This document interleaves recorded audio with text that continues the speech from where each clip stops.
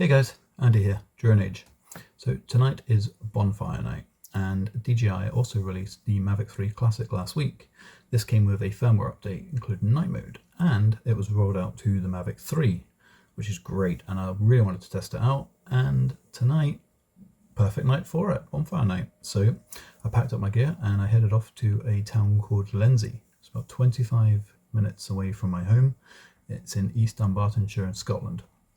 So I arrived, found some parking, and I set up in a park which is about 5 minutes away from it. The event was actually in a rugby field in Lenzie, and I set my drone up and took it up in the air to have a look around the area, and I could see everything. I was happy with it. But just as I was coming back down to sort of save battery and just get my bearings and things, I got stopped by one of the coordinators. And he asked me if I was going to be flying my drone, and I said yeah. And he said, would I mind taking some videos and some photos for them and send them to him? So I was like, yeah, sure, no worries. And then he was also able to tell me what time the event was going to start and also the direction of which the fireworks will be fired. Perfect. Definitely reducing the risk here for me. So with all that information, I took the drone up and I had a fantastic flight. There was actually a few drones up. My friend almost got hit by one of them. He had a Mavic Pro, and some other drone was just sort of flying around. It didn't really have any lights on it or anything, so you couldn't really see it, but yeah.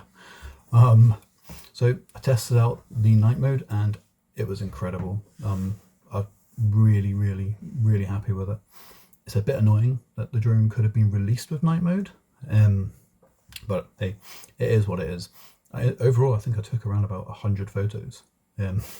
Yeah, and about 10 15 minutes worth of footage. It was really a really good display. Nice small town. I really love to go back there again during the day and get some more footage.